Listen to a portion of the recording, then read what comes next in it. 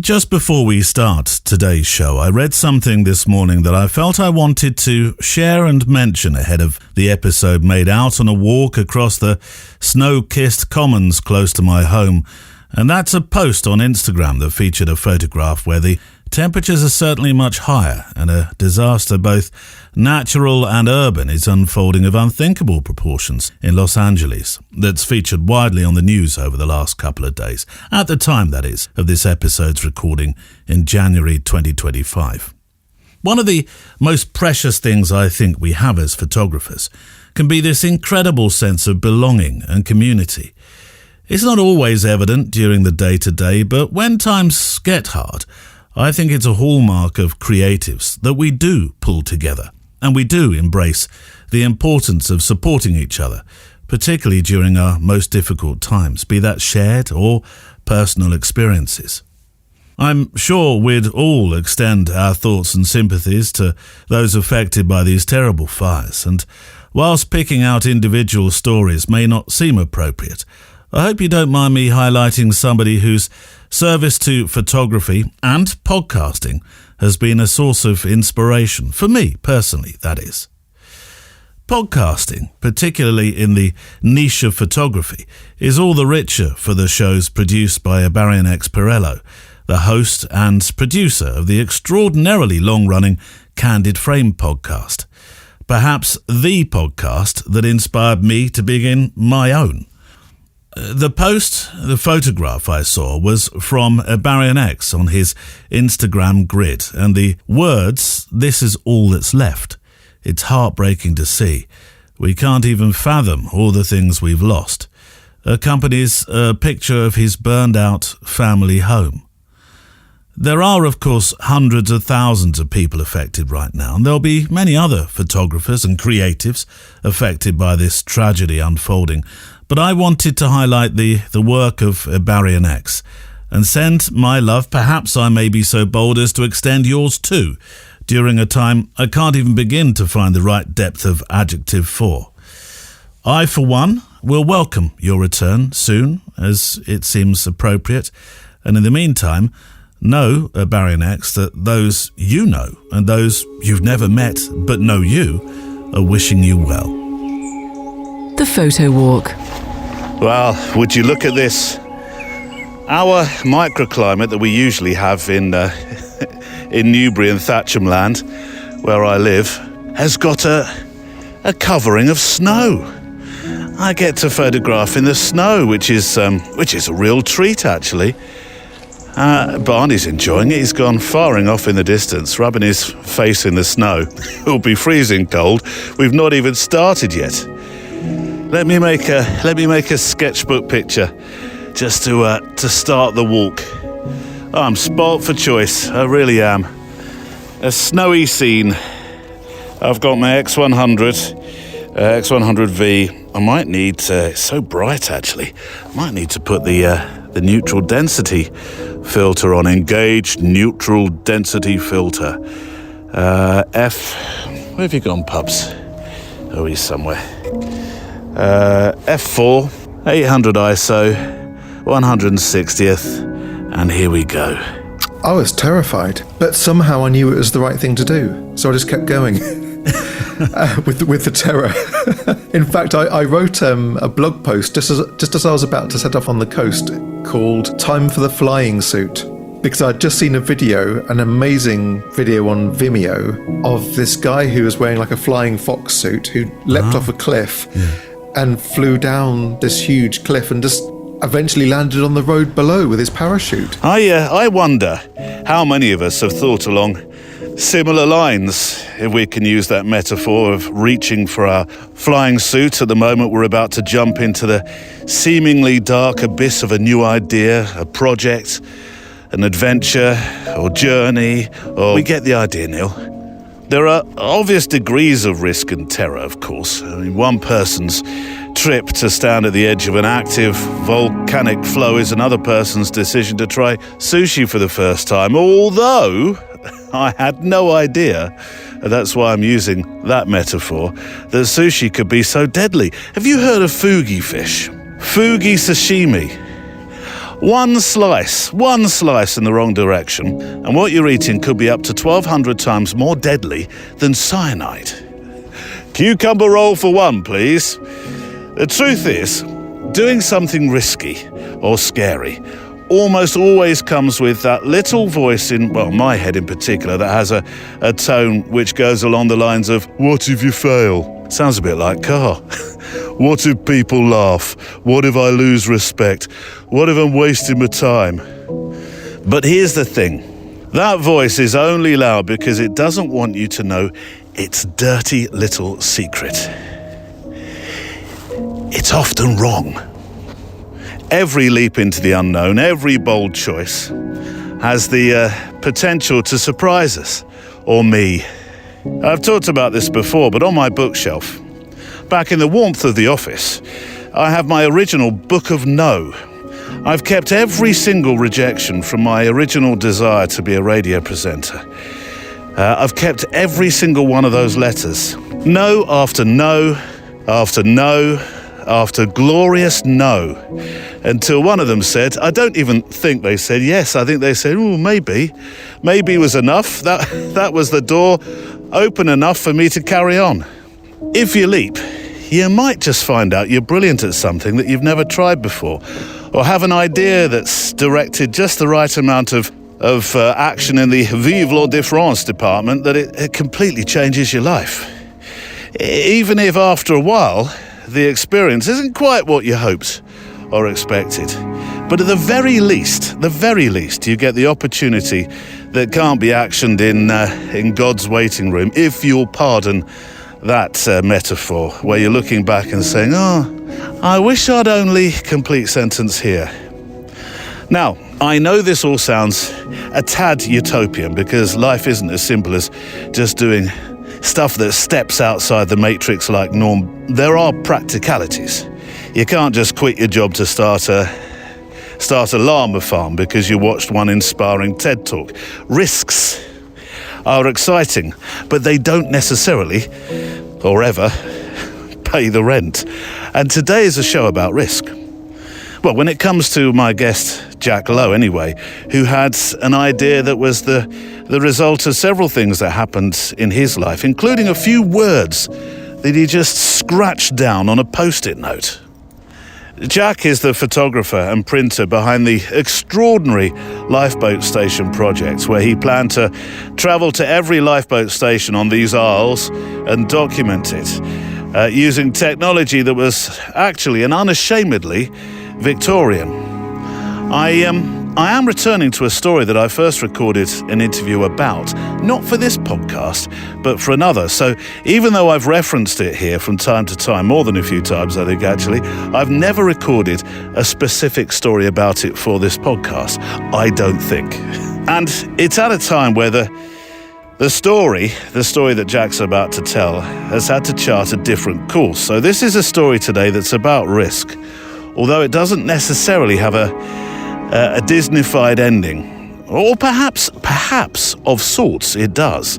I'll let you make your own mind up on that one. But it's certainly today a show about embracing risk, for all its scariness. Risks don't mean abandoning everything.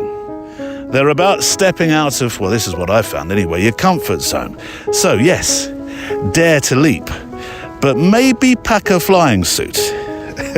The one that comes with a parachute, just in case. Today on the Photo Walk. The response I was getting online when I'd share portraits I'd made or landscapes I'd made using this old process were extraordinary. And then it dawned on me that this is the magic ingredient for the Lifeboat Station project. I ignored the fact I'd been rejected before and just represented the idea to the RNLI. And as it happened, it landed with the same person. Oh, no. And she said, I remember you. Oh, right. One of the things that keeps me going is that I am still here.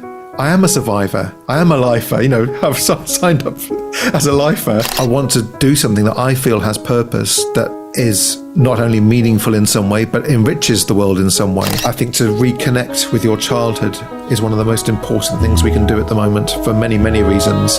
Jack Lowe is my guest today, as is Valérie Jardin as well, who starts a new series called Teach Me Street today.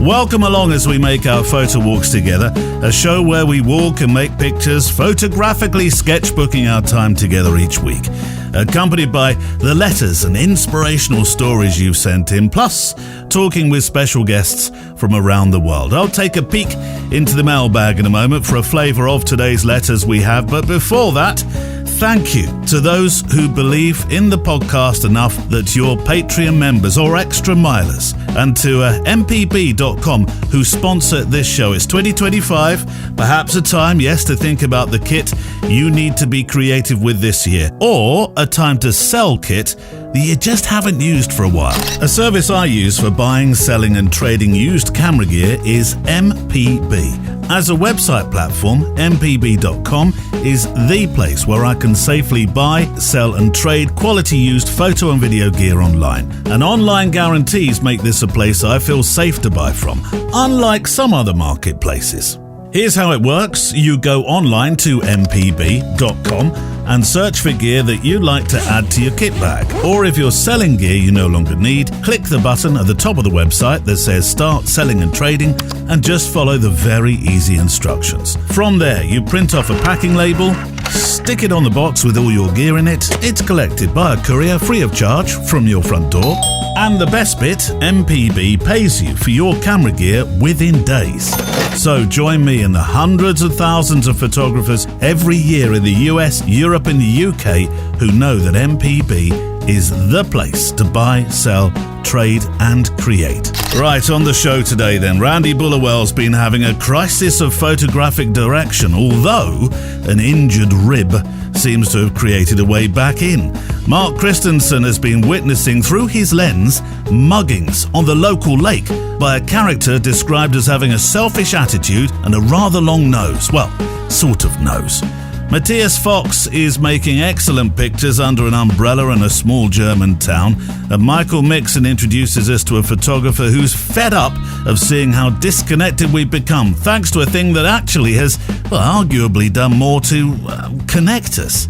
We have a new Teach Me Street series that launches today with Valérie Jardin, plus there's this month's one-word assignment set by the inspirational Ted Forbes. Shall we walk? Checklist out. Coffee? Check. Garibaldi's? Check. Walking boots? Definitely check. Spare film or an extra SD card? Check. Hand warmers? Well, somebody said minus 185 or something was on the way. Check. And pelican pepper spray, which will all make sense soon. Well, let's walk. Oh, I love that sound. We don't get to enjoy it too much in my microclimate. I often look at the news in the UK anyway, and it's very, very snowy about 20 miles away from here, but not necessarily here. There is so much on the show today, honestly. There's your letters, there's our guests.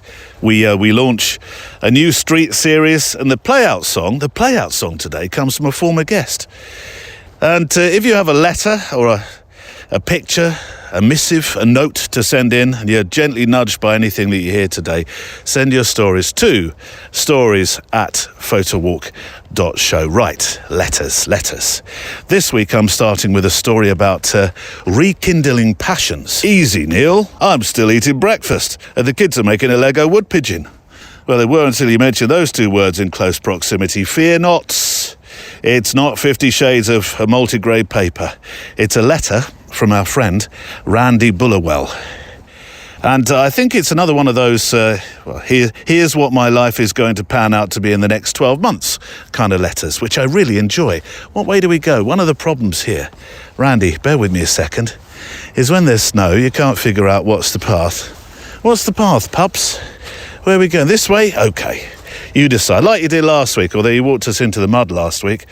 And there is actually a second part to this letter. There's a PS, and the PS I shall title Connectedness, and I'll come to that. Hello, Neil.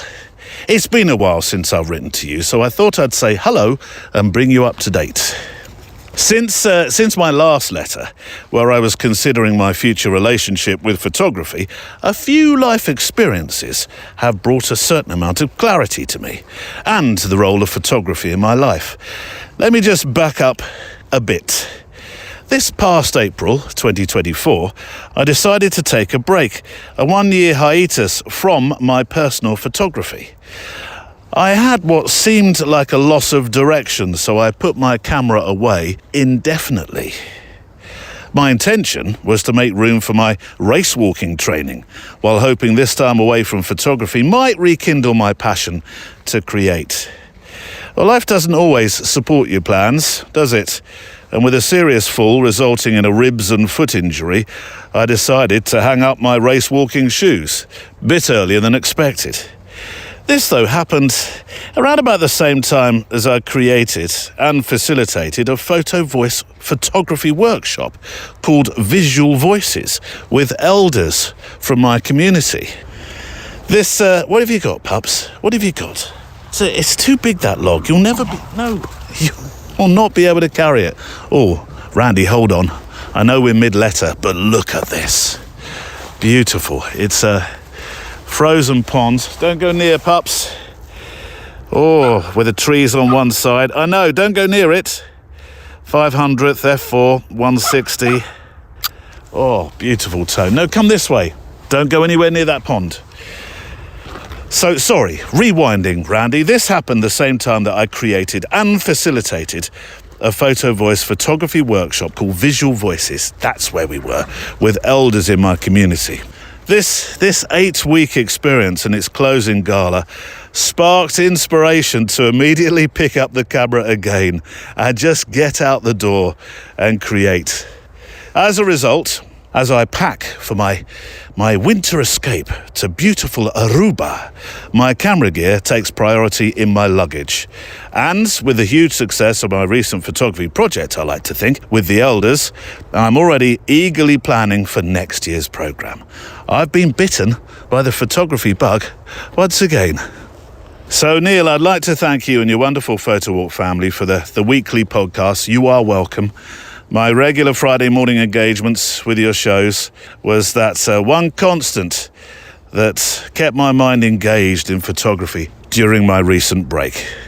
I'm now ready for the next 20 years. Bring 'em on in the chapter of my photography life. Cheers from Randy. Well, I will put a link to Randy's work on the show page, his website that is, but also some pictures from that workshop that seem to coincide with the time where he was, well, losing faith in his own photography, but still helping others with theirs. So that workshop was called Visual Voices, which is a superb idea, and I'll put some pictures up that you made during that time. I have some thoughts about how we as photographers can play such a positive role in our communities, aside from simply pressing a shutter button and documenting what's around us. And in our town, Randy, we have, it's not completely similar to yours, but along similar lines, engaging in the community. It's called Coffee and Click Club, which isn't, well, it wasn't really, funnily enough, a camera club, but it was a meeting of minds originally designed for men who don't, and I appreciate it's a generalisation, but don't do coffee mornings.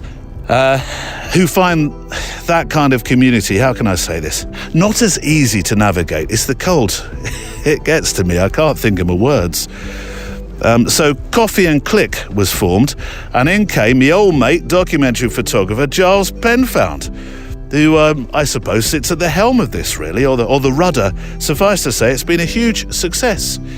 And that's what's brilliant about photography, this art, this thing that we practice, because it can become, well, a physical and mental meeting point, a literal meeting point.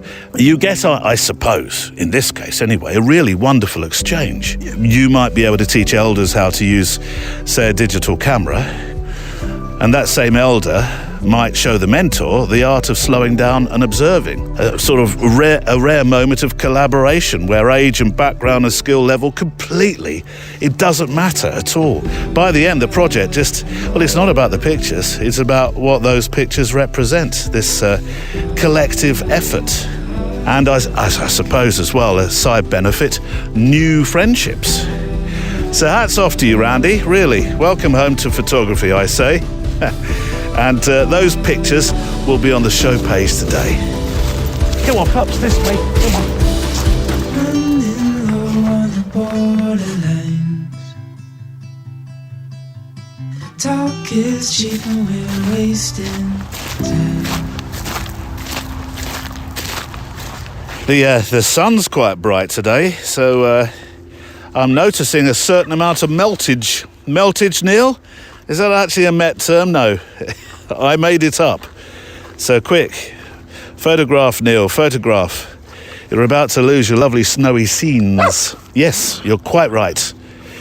Following that story, how about this slogan that could be used for this sense of photography playing an integral role in our local lives and being of service to others? Try that. You know me for my slogans, they're not always fantastic, but try this one for size. Photography doesn't just document a community, it strengthens it. What do you think? No? I told you, I'm not so hot on the slogans. Anyway, I did say there was a second part to the letter, which is a follow-up letter, a PS, if you like. And what I've done is publish that with the pictures that we've talked about just a moment ago on the show page today. So there's two parts to Randy's story. Part one, which I've been reading here, and part two, which will be on the show page today on the websites, which occasionally we've done. Not very often, but I think it entirely suits this letter. So thank you, Randy. You are a true friend of the show. Talking of which, another true friend, Mark Christensen, a more recent member of our Patreon, or Extra Mile as we call it. Short letter before I introduce the first of our guests today, and this photo too will be on the show page.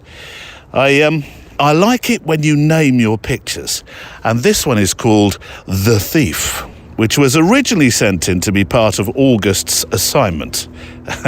But in that I was away for, well, it was on your side of the pond actually, Mark, for much of that month. I don't know how it missed its intended direction and it's ended up here on the show instead. It's been maturing in my inbox like a fine vintage camera. It may creak a little, but look at the magic it makes. Hello, Neil. I listened to your podcast for the first time yesterday on my 2-hour-long journey to photograph a concert for a client of mine. I enjoyed the one about how to publish your first book so much that I started to listen to another. This one was called Encounters on my drive home. And this morning I've hopped onto the website to view the August assignment, and upon reading it I thought of this picture called The Thief. Story behind the picture. Recently, I spent a week in the Grand Teton National Park in Wyoming. Using my Canon R3 with a 400mm 2.8 lens, I thoroughly enjoyed photographing American white pelicans as they'd hunt for rainbow trout or attempt instead to steal them from the local merganser ducks. This is like a pelican mugging, Mark. The ducks, he says, would dive down deep, doing all the hard work, or the heavy lifting, and catch a trout. But then they'd have to surface in order to swallow their prize. And that's when the second challenge comes along, in the form of a pelican just waiting there to steal your catch. And you've captured the whole scene in one picture. Fantastic. It's a great picture. I'm slightly sixes and sevens about the morals the pelicans have. There was me thinking they're magnificent and majestic, and it turns out they're nature's purse snatchers. It's the second week in a row we've had a story like this. Last week it was the gulls, wasn't it, on Cockatoo Island. Anyway, it is a super picture. It's on the show page, and like the ducks, I wouldn't personally argue with a pelican. Their bills are like assassins' weapons, I've found. And I know this from being around fishermen who were sorting their catch. Another Australian story, actually. They were sorting their catch while accepting a certain level of, shall we just call it shoplifting, by 3 or 4 pelicans that showed up for the party. And I went forward to take a picture, and one of the fishermen said, "Get back! They've got bills like knives," and they clatter them together. and they're a bit grumpy as well. Don't get between a pelican and its fish, that's for sure. All right, the first of my two guests this week. Today we start a new series with Valérie Jardin for 2025 called Teach Me Street, and we'll hear from Valérie shortly. First up, I'd like to introduce you to Jack Lowe, whose UK and Ireland-based project, the Lifeboat Station project, really caught my imagination, my attention a good few years back now. Although today it feels like we have some kind of closure to a project that may have found a full stop. Here's part one of my chat today with Jack Lowe. We spoke a while back now about the Lifeboat Station project. Not right at the start, granted, but it was certainly at a stage where you were knee-deep in your travels, but as in any walk of life, there'll be those who've joined my own project recently, so I feel like we could start afresh with a story. And I'd like to ask you to give an outline of what the project how it will change in the months to come, and the months and the years to come. Because it's over a decade old now, really, in terms of its conception. Absolutely. I conceived the Lifeboat Station project in 2012, October 2012. Yeah. I guess it was a year and a half later when I finally received the blessing from the RNLI to undertake the journey. When I say the blessing, I mean their permission to go to their property, basically, and engage their volunteers around the coast to document the RNLI community. Are they Crown properties? Good question, Neil. Yes. Have I asked an awkward one too early? Should I not have interrupted? Well, there was a documentary recently about the Crown on Channel 4, which you may have seen. Yes, I have. Yeah. Yes, and so I believe that a number of RNLI lifeboat stations are on Crown property. Yeah, I thought they might be. So I believe that the RNLI pays the Crown a peppercorn rent to have their stations there and launch there. And Prince Charles is also now, of course, the patron of the RNLI. Or the King Charles, as he is now. So sorry, did I say Prince Charles? Yeah, I'm doing it. Yes. I'm still doing it myself. Yes, yes, I apologise. For our Charles. Yeah, but for our youth, Jack, we've only known one monarch, of course, haven't we? Yes, that's right. Yeah, absolutely. Yeah. King Charles. I do beg your pardon. Yeah, there goes the OBE. I did interrupt. I'm sorry. So 2012 was when you were given, or a year on in, you were given permission to essentially visit these places and make photographs of those who work within it. But you still had a decision to make about how you were going to record the history of these places. Would it be people? Would it be lifeboat houses or stations? Would it be the kit? Would it be the boats? There was still that question to address, wasn't there? Yes. I spent a good 2 years formulating the idea from that first conception in 2012. When I first approached the RNLI in 2012, they rejected the idea because they said, oh, no, we're doing something like that already. Oh. So my heart sank because I thought I'd come up with this brilliantly simple idea, which I had. And I was surprised that during at that point, their near 200-year history, really, I've come up with this idea that I've researched and couldn't see anything else like it on the internet. And damn, if I just landed with this idea just as they're doing the same thing themselves. What they were actually doing was publishing a book of RNLI life around the coast with a photographer called Nigel Millard. And it's a book called Courage on Our Coast. It's a great book. But when I saw the book, I realised that it wasn't the same as the idea that I conceived. And so I kept working on the idea, got over licking my wounds and all that kind of thing from the rejection, and thought, okay, well, actually, maybe I should take this as a signal to hone the idea further and make it even better. Cut a long story short, I got into wet collodion. This is in 2013-ish. I had my creative juices totally flowing from learning this process, taking things back to near the beginning of photography, back to the mid-1800s. Victorian period photography, wasn't it? Yeah, 1851, yes. Yeah. And got back in touch with the feeling of making photographs again, like as I used to when I was a kid. I taught myself as a 12-year-old boy to process film and print from it, and converted my bedroom into a dark room, that kind of classic story. So it's great to be back in touch with those feelings again. And then the response I was getting online when I'd share portraits I'd made or landscapes I'd made using this old process were extraordinary. And then it dawned on me that this is the magic ingredient for the Lifeboat Station project, this idea I conceived a year or two earlier. So I then honed and refined the idea and created some more structure around it, as you alluded to just a moment ago. Needed some structure as to how I was going to approach the stations and make this project. And I ignored the fact I'd been rejected before and just represented the idea to the RNLI. And as it happened, it landed with the same person. Oh, no. And she said, I remember you. Oh, right. And she said, you're right, this sounds pretty good now. You should come down and see us. Oh, fantastic. So I drove down in Nina, my mobile darkroom, newly acquired at that stage. So I could show them the darkroom. I could show them some glass plates. And at that stage, they were only postcard size. They were only called cabinet size or European half plate, which is 4 3/4 by 6.5 inches. So I was able to show them glass plates and Nina and put the idea together that I wanted to aim to visit, to document all 236 lifeboat stations. Yeah. And that number grew by 2 to 238 lifeboat stations while I was on the coast. And they gave me their blessing to do that. And then I thought, oh, right, I'd actually better work out how to actually do this now. Because they didn't commission it as in, here's a pot of cash, Mr. Lowe, please go and have fun for a few years. It wasn't at all like that, was it? No.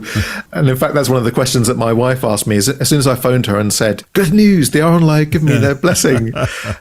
Right, and money, how's that going to happen? Yeah. Well, they've given me their blessing, so it's good. We're just going to get on with it and do it. And I had this pure notion maybe that I would, or purist notion, that I would make fantastic photographs and make beautiful prints from those photographs and sell those prints to help fund the work. And that is something that happened.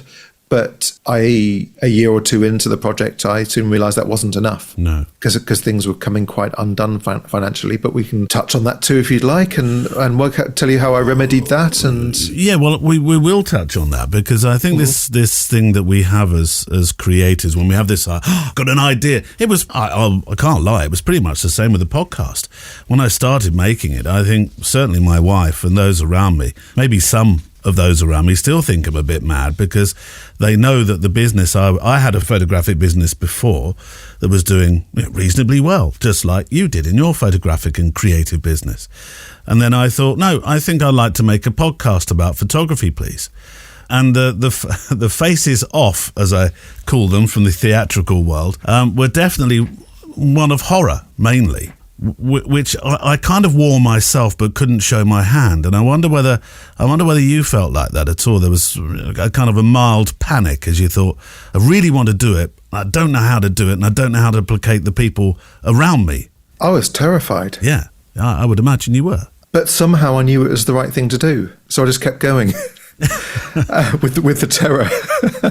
In fact, I wrote a blog post just as I was about to set off on the coast called Time for the Flying Suit, because I'd just seen an amazing video on Vimeo of this guy who was wearing like a flying fox suit who leapt off a cliff and flew down this huge cliff and just eventually landed on the road below with his parachute. Yeah. And it was the sensation that I felt like I had in those moments in the lead up to 2015 when I finally went on the coast in January 2015. So we're coming up to, in a couple of weeks' time, 3 weeks' time or so, it will be 10 years since I went on the coast. But yes, and I had to manage people around me to shift their expectations. I had been printing for other people for 12 to 14 years. There's a bit of overlap with some of the periods.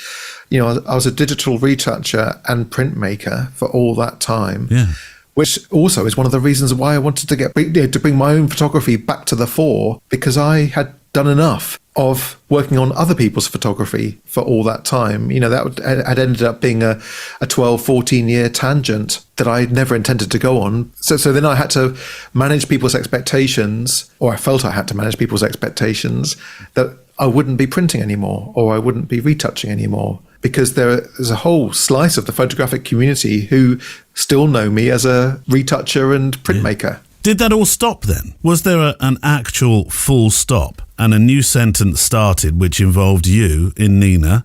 We'll talk about Nina in a moment.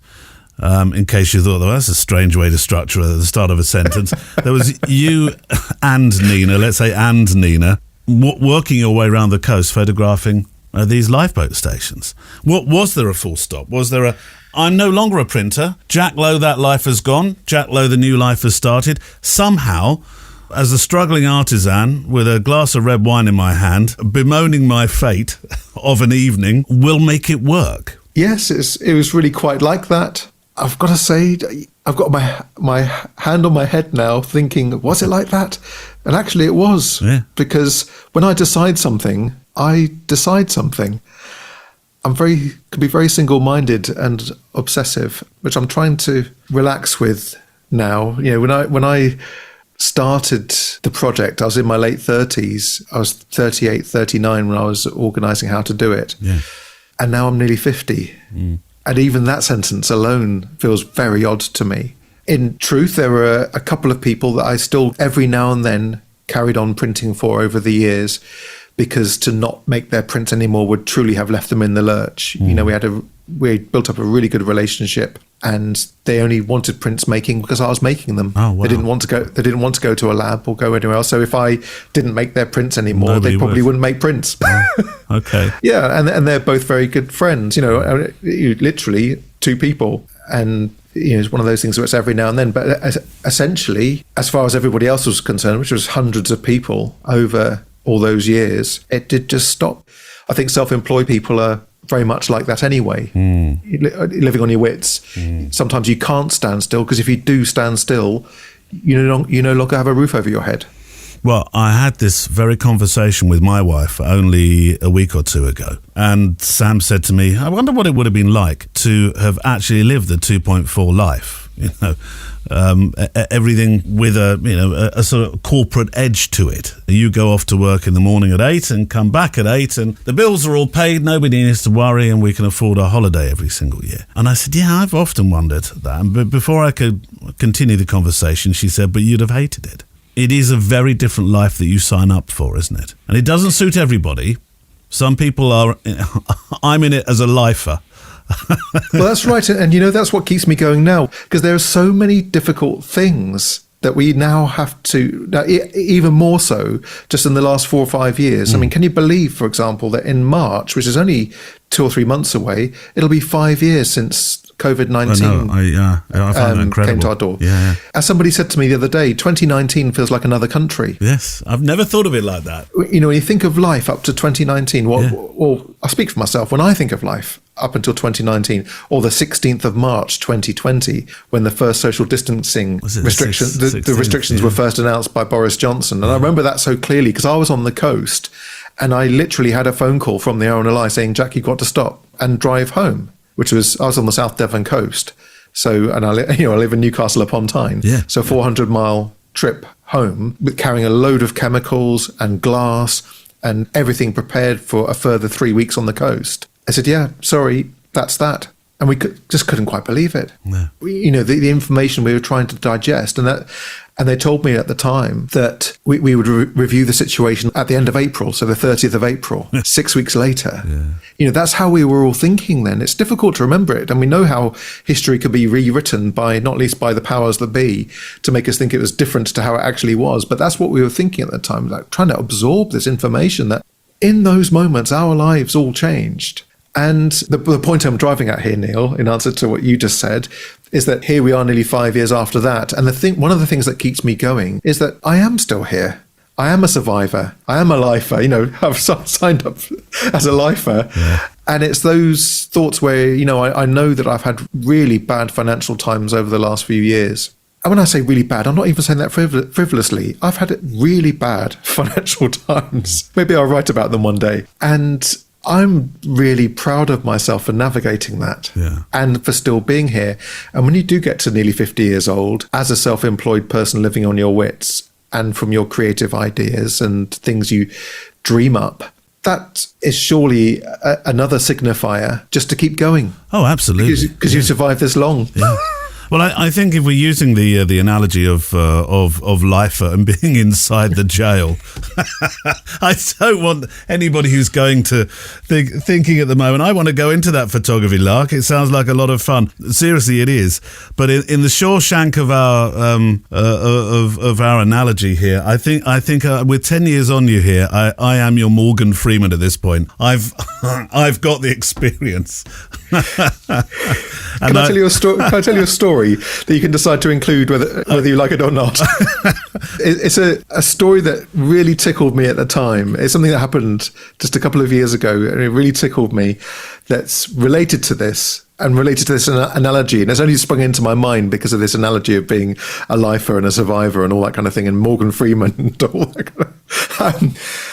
Rewinding the clock to 2019, September 2019, really stormy period on the coast. There's one of those great big storms, we're getting used to them now, these named storms ravaging our coastlines. And I was in Northern Ireland, in Cushendall Bay, and I was in Nina, near Red Bay Lifeboat Station, setting her up for wet plate photography to photograph the station, the crew there. And I was in this barren, empty car park with this storm lashing down, and I was thinking, what am I doing? Which is probably an apposite time then to talk about Nina. Nina is actually a converted ambulance. And I'm a bit embarrassed that the first time we spoke all those years ago, I couldn't quite... I said, well, why have you named it Nina? And it became obvious that it's a childish joke, that's the sound that the sirens make. Nina, that's right. Nina, that's Nina. Right. Yes, there's that lovely moment when I was speaking to BBC Radio Scotland one time, live from Inverness, and the guy interviewing me said, "So why is she called Nina? Is it the name of your first love, or your like it's the sound ambulances make?" Yeah. You could hear the clonk clonk as the penny dropped for him. It's very funny. It was the same with me. But Nina, as part of the project, is vital because without Nina, without your mobile opportunity to produce these glass plates in the way that they're done, you wouldn't have been able to do it, because sometimes I seem to remember you saying to me that there was a race against time with one particular long pier where you had to run down the end, make the picture, run back to Nina, all within a couple of minutes. Yes, I mean, you're always on the clock, 12 to 15 minutes, depending on the weather. If it's a very hot day, then you really are on the clock, because if the plate dries out, you don't have an image, which is why it's called wet plate, because the plate must be wet with the chemicals for an image to appear. So the process dictates that you must have darkroom facilities to hand, which is one of the reasons why you see so many studio portraits using wet collodion, because people are doing it in a studio. Right next to it. Yeah, exactly. So they've got everything to hand. So it's quite a thing to take this old process on the road, exactly as itinerant photographers used to do back in the 1800s, who travelled from town to town making wet collodion portraits, just like Roger Fenton did with his photographic van. He did have a van, which was a converted wine merchant's horse-drawn cart that used to be his mobile darkroom, but in Crimea. In a war zone, as he documented the Crimean War in the 1850s. But my understanding is, if I remember correctly, is that, having worked with this intense process, he eventually just stopped photography, I think, around 1862 or something like that. He was the royal photographer for a while. He, too, had to work with this process that dictated that you had to have darkroom facilities to hand.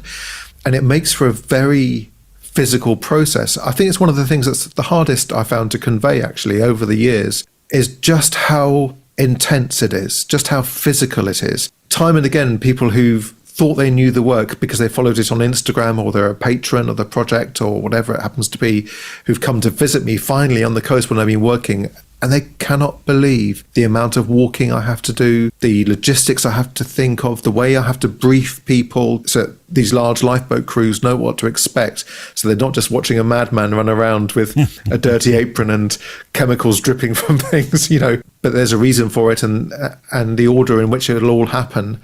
But at the end of each day, or at the end of each station visit, I've been absolutely exhausted. And when I've been on the coast for, say, 3 to 4 weeks at any one time and documented perhaps as many, I think the longest I did in one stint was 14 stations. That means I'm carrying about 140 sheets of glass plus the chemicals to process those plates. It's a really intense process. And as you correctly say, if you then land at a station like Bembridge on the Isle of Wight. Isle of Wight, yes, of course. Yes. Yeah. Which has the longest lifeboat pier on the network. That's so right. the pier is 250 metres long. So you walk with the camera to the lifeboat station, which is at the end of the pier, to set up the camera for my slipway photograph, my view from the lifeboat station, the photograph that I start with every day to make sure that everything's working. So walk 250 metres with the camera to set the camera up, and then walk back to Nina to hand make the photographic film for the plate I'm going to make. Once that's done, carry the plate to the camera, dark slide out, expose the plate, dark slide in, back to Nina to process the plate. That's 1,000 meters so far, isn't it? Yeah. That's yeah, 1, 2, 3, 4. Yeah. So it keeps you fit. Keeps you fit. And also in terms of the technical procedure, I know it's a bit of a how long's a piece of string question because it depends upon the light and other factors. The photography itself, there is a process to that as well. It's not, look, I'll just set it at a nice high ISO and get a shot at 1/500th, job done, let's go back to the hotel for the night. This is not that, is it? This is not that. Certainly. The plates have a sensitivity with fresh collodion of about 3/4 of 1 ISO, so 0.75 ISO. Oh my word! Okay. And by the end of a trip, so like from about 2 weeks onwards, you'd find that drops to about half an ISO. So the exposures are long. As you say, you can't just set the ISO. You can't choose a higher ISO as you would do on a digital camera. Of course not. No. You can't load more sensitive film. You are stuck with that as one of your parameters for a correct exposure. The lens cap is my shutter. So I count the exposures in elephants. The best, most accurate exposure unit of all. And that's that. And the aperture. I can set the aperture on the lens. Yeah. But you can imagine I can feel my hand going to my head here again, as I think about it. Yes, it really is so involved. And in many ways, I really can't believe that I've made all of those hundreds of plates on the coast and photographed the best part of 2,500 people using this method. It melts my own mind that is how I've done it. Yeah. Whereas at the time it's felt very normal. It's what I do. And just because I've never asked this question, nor will probably get the opportunity to ask it again, how many elephants roughly is a portrait of somebody outside standing in front of their lifeboat? It's usually, if it's around 6 to 8 elephants, that's fantastic. Because you don't want to go less than that. That may sound bizarre, but if you go below that, you haven't got much control over the exposure time. And is there much latitude in the process? There's a little bit, but not much. There's a little bit in the processing, in the development.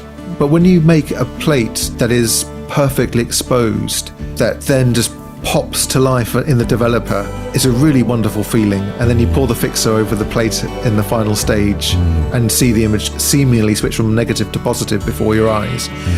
And there's the image. It's sensational. And I mean that, it's a sensation. And people all around are wowed and they think you've done some kind of alchemy. And my thanks to Jack Lowe, who will be returning shortly. Right, something new for 2025. I'd like to invite you to step away from the screen. I know I said that last week, but every single time I read those notes, I think the same thing. Step onto the wonderful, bustling streets of London for our first one-of-a-kind 2-day non-residential photography experience designed for our incredible, talented Photo Walk podcast listeners who are all passionate. You are about making pictures, storytelling, exploring history and connection with each other, like-minded photographers, spending time with people that share your passion, and connection with the people you might meet on the street, because that's a big part of this, and connection also with the very special places that we visit. This is very much a social experience to encourage and inspire and build upon your storytelling skills across 2 days. We'll be set some surprising challenges by established street shooters in the way of some notes that have been left for us. We'll have some fun learning about London's past, and we'll work as a group. And then there's the encounter, hence calling it encounters, which could be a person you photograph, or it could so easily be a place with a story. And we're going to work through these challenges together, developing or learning some new skills as we go, stepping beyond, I think, the recognised format of street photography workshops, because we'll also be producing a zine, and we'll be producing a photo walk podcast feature. The 2 days is called Encounters. It's booking up Thursday 24th and Friday the 25th of April. I can't promise any snow, although you never know with our climate. Go to the website photowalk.show and look for the Encounters tab in the menu. You bring the camera, I'll supply the coffee and the Garibaldis and the experience. Go to the Photo Walk show and you'll find the tab at the top called Encounters. Right, one word assignment. Here comes your challenge for the month. I'll tell you I'll give you the email address to join in with in a moment. Ted Forbes was last week's guest, and he has set this month's challenge. The Photo Walk assignment. Ted, a one-word assignment to kick off 2025. What's it going to be? I'll just pull one out. Let's say red. I like the simplicity. Why red? So I've gotten into this idea of, and it's not my idea, but studying Japanese aesthetics, visual aesthetics, that have kind of a collection of things in the 20th century that were amalgamation of trying to bring Eastern concepts to the West. But the whole idea of, there's one of the concepts called one red spot, where there's one red spot in the image. And what that means is not necessarily there's one red dot in the image, but it means that there's something that's contrasting to everything else in the image that's small in size, that carries a lot of weight. And I love that. I also find color to be very interesting too. It's something that I like to avoid when I shoot black and white. But when I do incorporate, I believe that it needs to be there for a reason. And what is interesting to me is the weight of color. And red is a really tough one because our eye is so tuned into it. There's a recent campaign that Leica's done on Instagram where they've done all these images that are predominantly red, and I think they're overdone. And I get it. You know, they have one red dot on their cameras. But anyway, that's a little obvious. So here's the assignment: is go out and try and incorporate the color red some way, shape, or form. Try and use it as a contrast. Try and use it as something that's small in the composition but carries a lot of visual weight. I think that's a really interesting challenge. And the best of luck for this month's assignment. We've got plenty have come in already, so I'm looking forward to receiving yours. There'll be a famous not so famous flask waiting for the picture that we choose to be our winner, our favourite of the month. Send them to stories@photowalk.show. Stories@photowalk.show. One picture, please. No borders, no watermarks, but make sure you pop in your links to anything that you've got, Substack or Vero, Instagram, your blog, your website, and I'll make sure we link back to you so we can all enjoy more of your work. Also, send me any thoughts about the picture if you think it helps with the storytelling as well. All the pictures and the stories, they go onto the assignments page, so please make sure it's original work as well. Look at this, pups. Amazing. It really is. Let me get another photograph.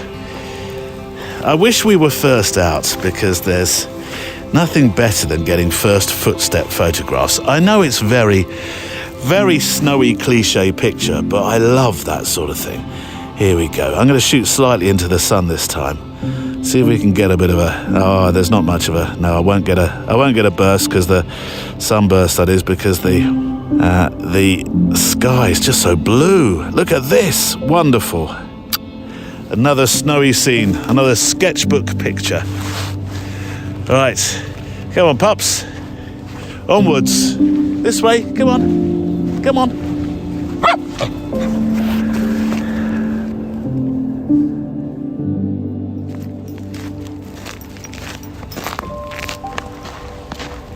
Valérie Jardin has been a guest of the show for a while now with her monthly features. It must be almost 2 years, surely. And, last year, we started the year with visually speaking. This year, I'd like to do something that encourages a little engagement in terms of questions and critique. We sort of ventured into it a little bit with Valérie in the past, but we've never We've never gone in with, what would the metaphor be, the analogy? 2 feet, 2 lenses? I don't know. A full camera bag of lenses? Anyway, so we're starting something new for 2025. Valerie's once-a-month spot is going to be called Teach Me Street. And for it to work well, I'm going to need your help with this one.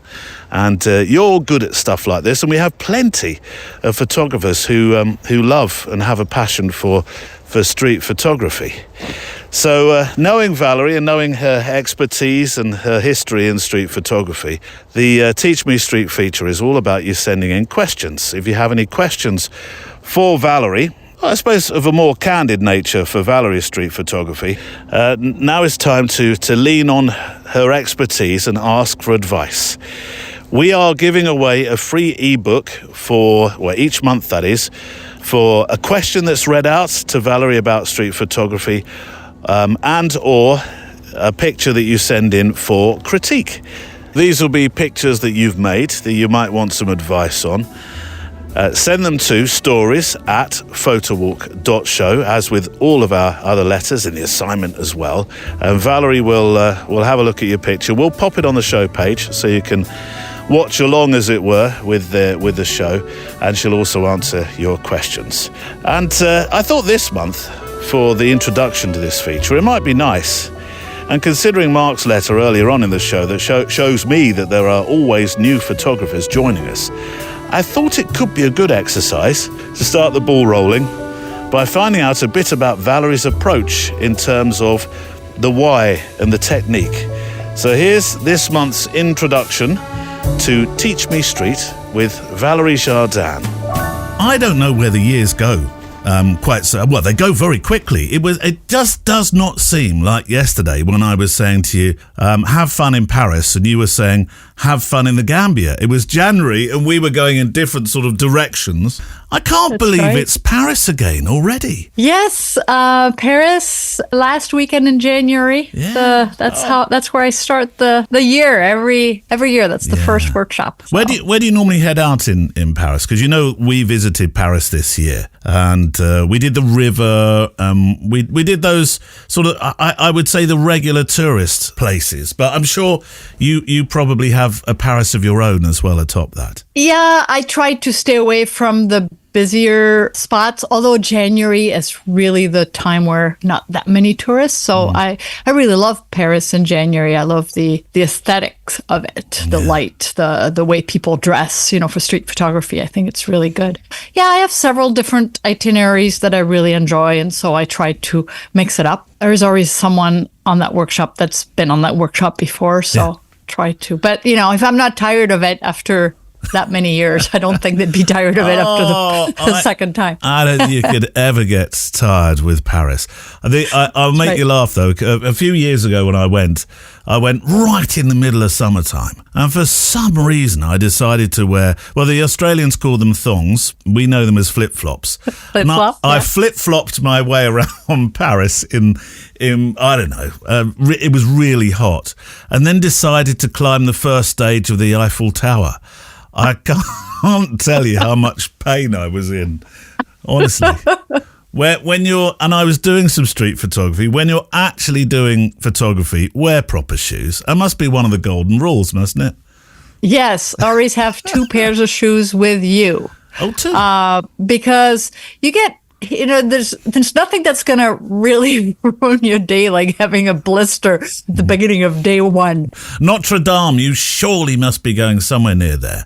I'm amazed at just how quickly that thing has happened. I know. I'm actually hoping I'll be there an extra day, so I'm hoping to get a peek inside during my day off. Well, we're starting something new in 2025, you and I. It's called Teach Me Street. And we sort of dallianced, we danced around this idea of having it in vision. And I might yet revisit that later on during the year. However, such is the popularity of you being on the show that I didn't want to miss the opportunity for a further year. So, in essence, we'll need questions and or pictures for critique, questions about street photography, preferably candid street photography, because that works best in this context, and also the pictures that you've made on the street. Now, you might say that's quite a visual thing. Yes, but we often talk about visual things with your pictures. So we'll be doing the same thing, although the pictures that will be critiqued will be on the show page.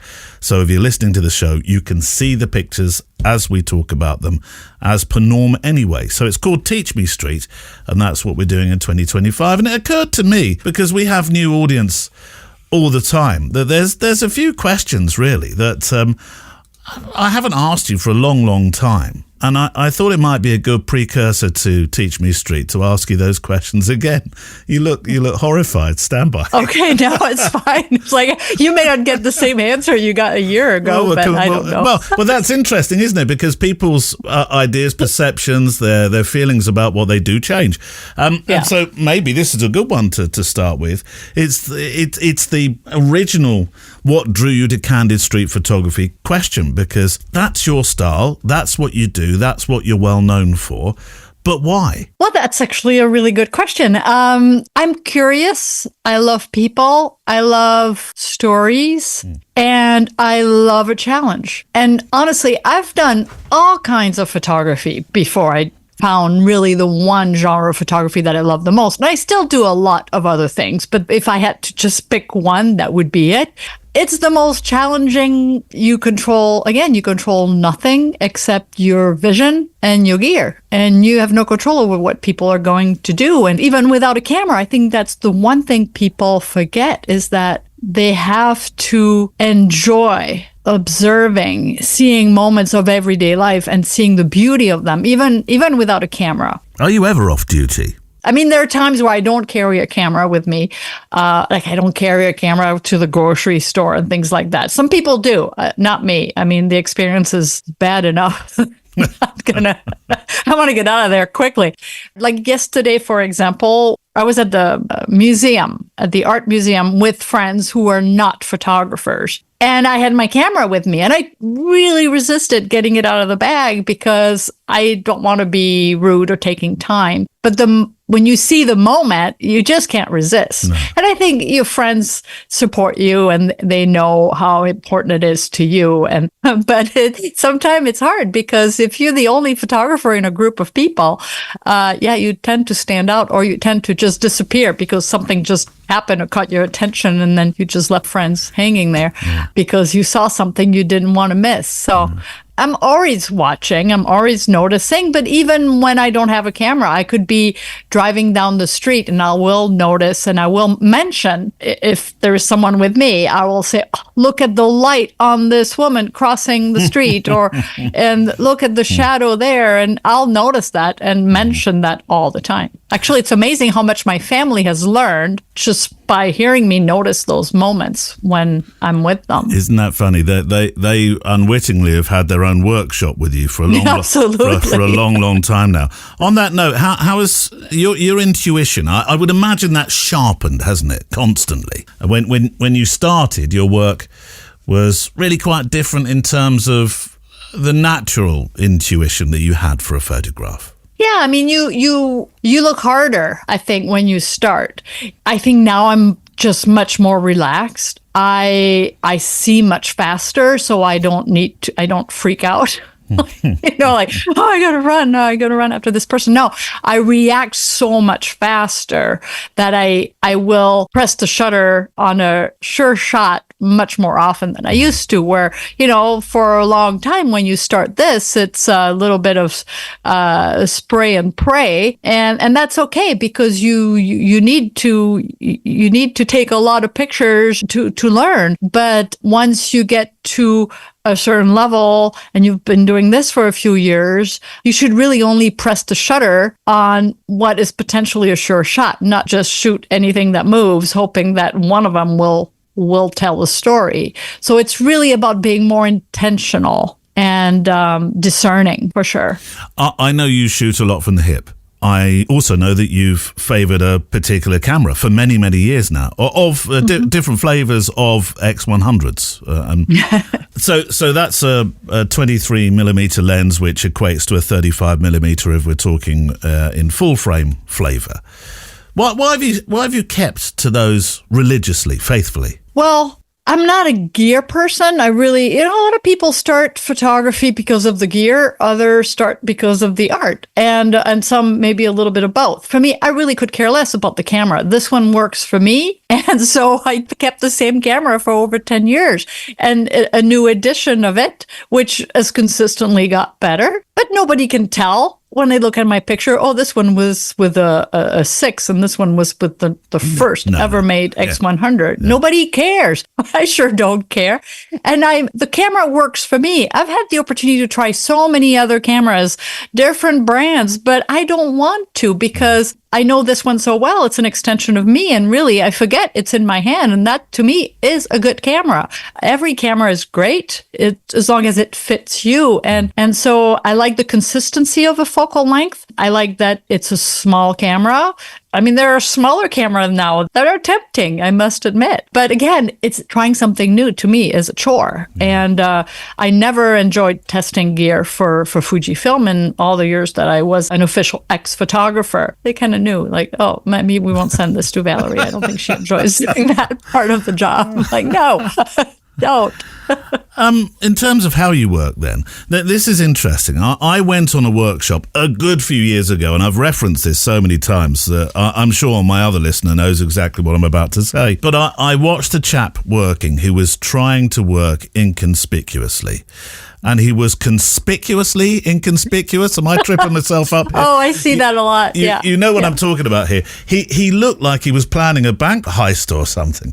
I mean, honestly, this chap could not have looked more suspect if he'd tried. Yeah. And he had this super little system where he was triggering his camera from a long lead that was in his pocket. But honestly, this is a skill. Now, I quite like the idea of. Now, I'm different in that I quite like raising the eyepiece to my eye, and I'm very obvious. It's my style, but your style isn't that way.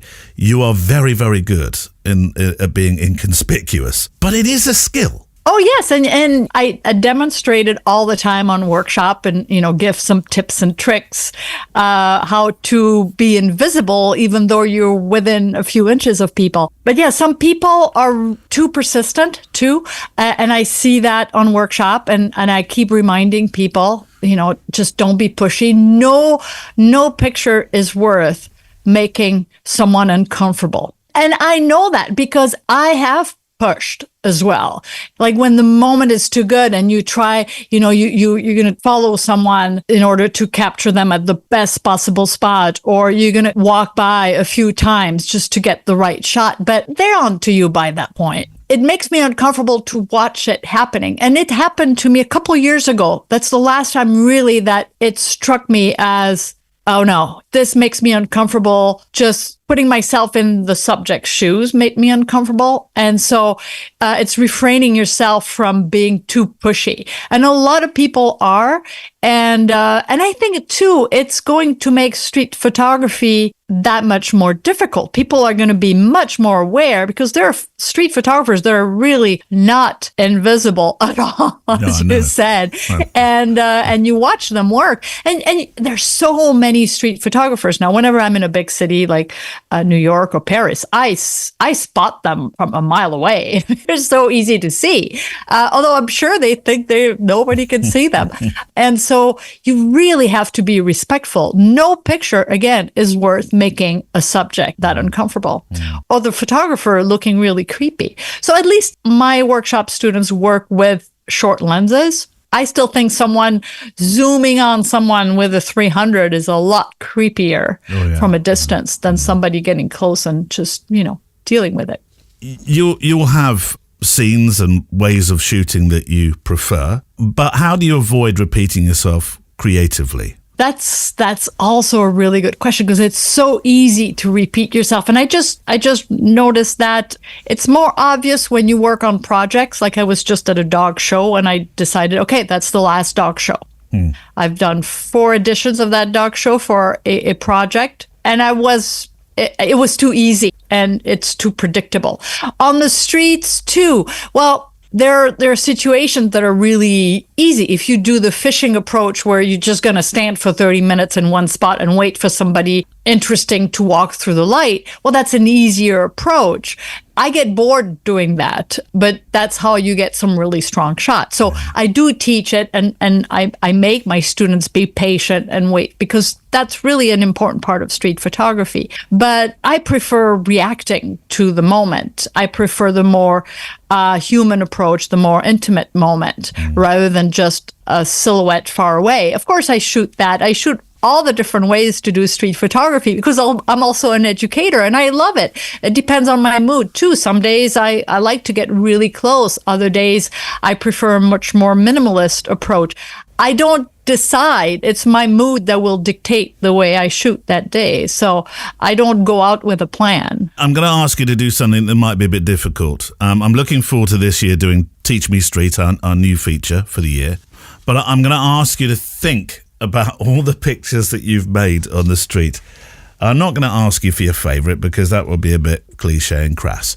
But I'm going to ask you to pick out one of yours that strikes you as something that is really important in your portfolio and explain that picture and why. You can take a second to look for one if you like.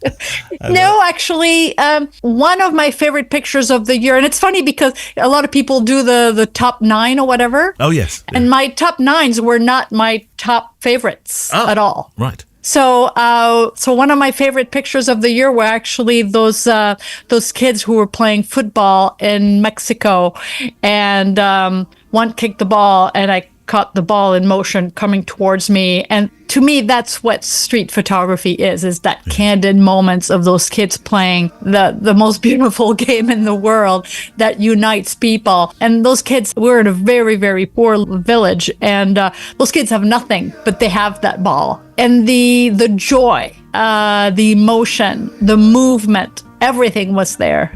And it was a grab shot, but that shot really will stay with me as one of my favorites. The unifying nature of football, huh? Mm-hmm. Yeah, and that's how I started my series, The Beautiful Game. Yeah. And it's been really fun to go back in my collection of kids playing on the streets of the world and now looking for them in cities like Mexico City or Paris, or mostly European cities, but Mexico, of course, is very big. So football is very big there too. So I'm really looking forward to going back there next month and look for those moments. But sometimes something starts by accident, and one photograph that you capture just resonates with you and stays with you, and it's the beginning of something. So it's over to you now, really. If you have a question for Valérie, please send it in, and your questions can be about anything, really. Technique, style, rules of engagement, if you will, perhaps a problem that you're trying to overcome, maybe confidence. That could be something you want some help with. Something about projects. Valérie makes some superb projects. We've talked about them on the features across the years. Anything you like, send those questions to stories@photowalk.show. If you can put Valérie in the subject box, that helps, but it's not essential. And if we read your one out, you can get a choice from all Valérie's, her library of ebooks. Plus, if you have a picture, send that to stories@photowalk.show. And Valérie will look at the pictures and give you some guidance and feedback. Again, make sure they're 2,500 pixels wide if you can. That's the preferred size into the show. But don't worry if you can't, I'll do the heavy lifting. And any pictures that are shown will receive a choice of Valérie's ebooks about street as well.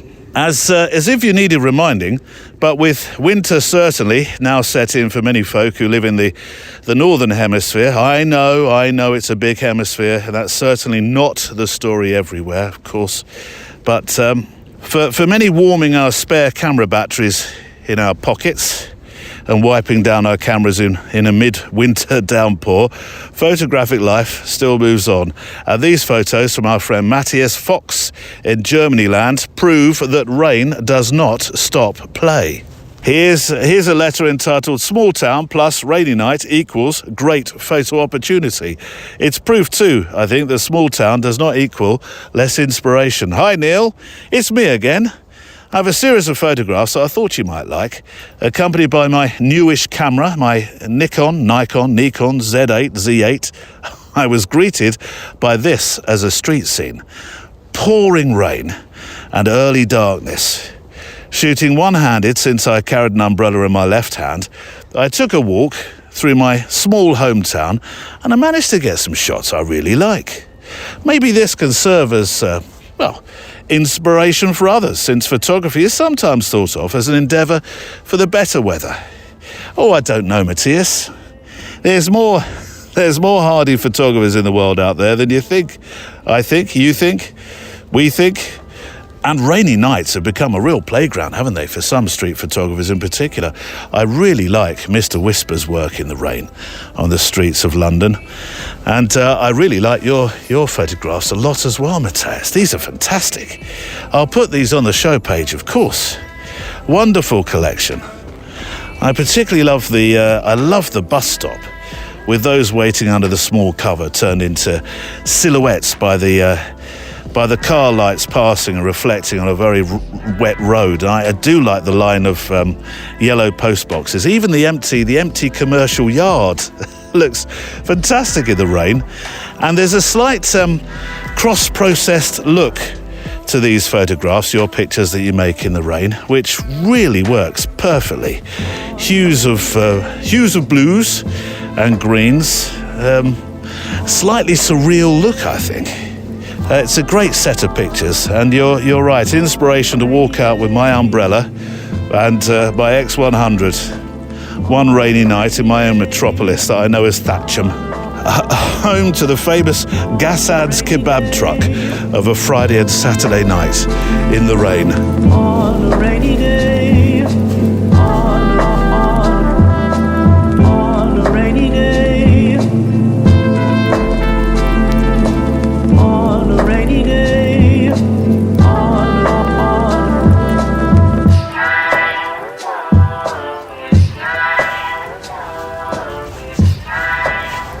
Right, just before I introduce Jack Lowe, part 2 of our conversation, thank you for the guest suggestions you're sending in, but also for the nods to others' work, which, whilst not necessarily a suggestion for a guest always, is still a hyperlink to a coffee's worth of time looking at something really interesting and intriguing online, which carries a certain irony, actually, because this is a piece about a photo project made about people looking deep into their phones or tablets, though this comes with a side serving of disconnectedness.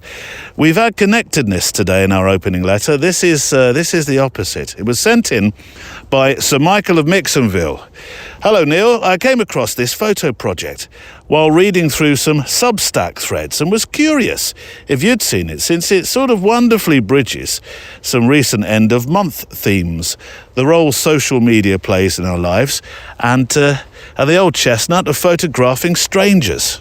And then Mike links to work by a photographer called Eric Pickinsgill, which is a wonderful name, isn't it? It's a sort of delicious Dickensian lilt to that name. Jolly Mr. Pickersgill collecting his morning wares from the market. Fried turnips, Mrs. Crumble, finest in all of London. Eric has made this piece, and I'll link to it in the show. It's called Removed. It's an American project from a fine American photographer, actually. Although this work could have been made anywhere really on the planet when you consider the theme. Let me read a little from the project statement and then go take a look at the pictures on the show page. The work began, writes Eric, as I sat in a cafe one morning. This is what I wrote about my observation. Family sitting next to me is an Ilium Cafe in Troy, New York. It's so disconnected from one another. Not much talking. Father and 2 daughters have their own phones out. Mom doesn't have one or chooses to leave it put away. She stares out of the window, sad and alone in the company of her closest family. Dad does look up every so often to announce some obscure piece of info he found online. Twice he goes on about a large fish that was caught. No one replies. I'm saddened by the use of technology for interaction in exchange for not interacting. This has never happened before, and I doubt we've scratched the surface of the social impact of this new experience. Oh, Mom has a phone out now. So, at first I thought, oh, another project documenting people looking into their phones. Although I did like his write-up. And it is something that I've certainly made pictures of. It's very easy fodder, isn't it, to find somebody, I don't know, in a cafe or in my case, photographing weddings, who's completely disengaged with the day because the phone seems somewhat more interesting than the amazing occasion that's going on. But no, my cursory glance left me thinking, what's wrong with these pictures? Or what's, maybe not wrong, but what's different? What's intriguing about these pictures?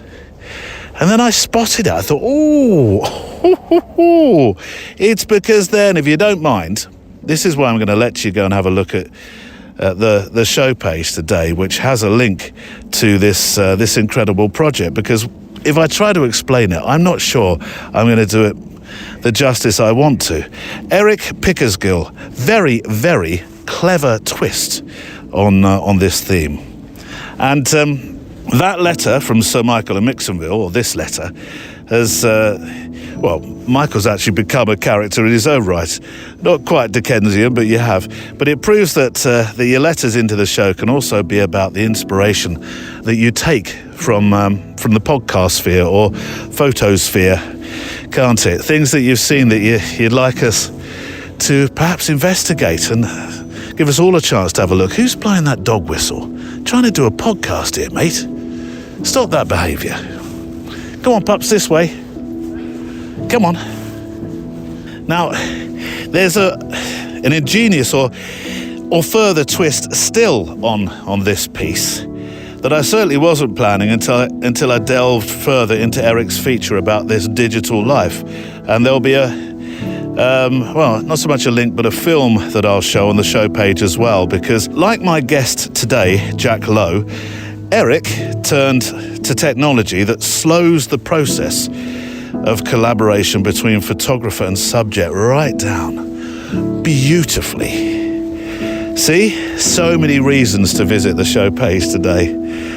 Here's the concluding part now to my conversation with Jack Lowe about the extraordinary Lifeboat Station project. The project itself it hasn't reached the end of the line, as it were. And I want to come to that in a moment and ask why, because this is a catch-up conversation, as well as a conversation for anybody who hasn't heard this extraordinary story. But I do want to say something about the lifeboats in the UK. I'm intrigued as to why you wanted to do it.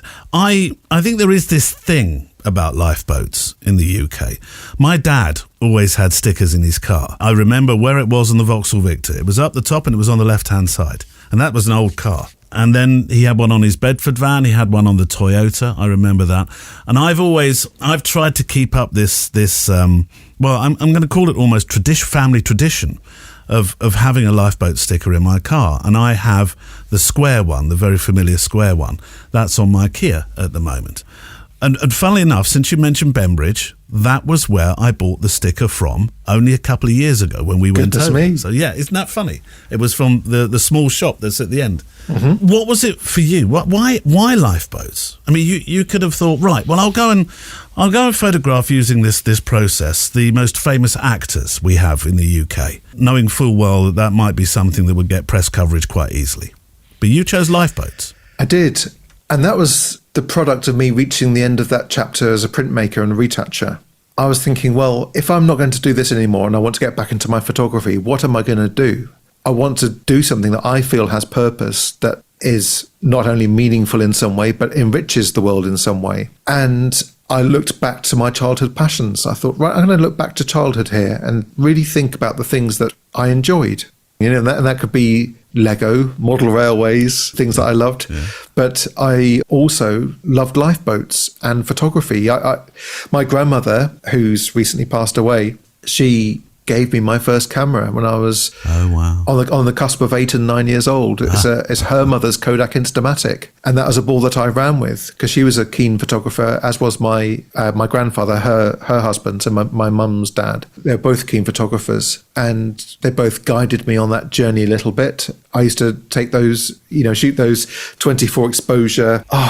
The film format's just gone out of my head for the Kodak Instamatic. It's those little cassettes, They had, I remember. It was a small sort of cylinder at each end, wasn't it? And they came out that's right. They came out of a packet, a silvery packet that smelt amazing. And there'll be somebody listening right now who will be shouting at us. It's such and such. Yeah. And it's gone out of my head. But that's my first camera. And when I was 10, I joined the RNLI as a young member in a new club they'd just formed called Storm Force. So I was one of their early members of Storm Force. Yeah. And that's because I was around boats to a degree. I grew up on a boat for the first few years of my life as a toddler. And that boat that I spent those formative years on was in our life for a long, long time. So then when she's on the Isle of Wight at one time, my dad said, we should go and see the lifeboats, because that's where they used to build the inshore lifeboats in East Cowes. On the Isle I didn't know that. Right, okay. And when I saw those lifeboats for the first time, I was hooked. This is me as a 10-year-old. And I would just lap up anything to do with lifeboats, in the magazine. And we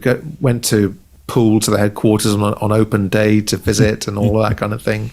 Proper young lifeboat geek, had posters on my wall and all of that kind of thing. What class lifeboat did you have on your wall? The icon for me was the Arran class. See, I knew you'd come back with something like that. The Arran all-weather lifeboat. I can. Funny enough, in the room I'm in now, there's a picture of one just there. Was that the original one that could roll? It was a self-righting lifeboat. But when we say the original one, self-righting lifeboats go back a long way. But the Arran class, yes, was a 52-foot self-righting all-weather lifeboat, go into anything. One of those iconic 1970s, 1980s lifeboats. And also, I was a big fan of the Atlantic 21, which was the inshore lifeboat. Did you crew at all? Have you ever crewed? No, I've been out on every operational class of lifeboat now. Been out to sea. I would imagine. I can imagine on every operational class, and that has been an extraordinary experience. I bet. To be belting along at 25 knots in an all-weather lifeboat in a rolling Atlantic swell, just cruising off the top of those waves, and to be at the wheel as well, not just to be a passenger, as it were, but for the coxswain to entrust you with the wheel and guide you on that journey. It's real pinch yourself moments. The one that really sticks in my mind is driving the St. Mary's lifeboat on the Isles of Scilly, the 7-class lifeboat, which is the successor to the Arran class. So 17 metres, 3,500 horsepower, to Bishop Rock Lighthouse. We went right up, we nosed right up to Bishop Rock Lighthouse. And for those who don't know Bishop Rock Lighthouse, it's one of those iconic Victorian, well, it is originally Victorian, but now it's had, can you believe it's had 3 lighthouses built around it on that same building. So there are lighthouses within lighthouses that appears to just stand in the middle of the sea. Bishop Rock is the smallest island in the world with a building on it, and that is Bishop Rock Lighthouse. Is that right? Yeah. Yes. So I looked back to childhood passions, and I wrote on a piece of paper, photography, lifeboats, the sea. And I thought, yes, I can surely make something from that. And I would implore anybody to do that. Anybody who's looking for an idea of how to create their own project, or, perhaps people have got the equivalent of writer's block, got creative block. I feel like it's quite a brave thing to do, to be honest with yourself and say, do you know, adult life isn't really cutting it for me. I need to look back further to the things that I enjoyed, the things that I really noticed as a kid, because I think to reconnect with your childhood is one of the most important things we can do at the moment for many, many reasons.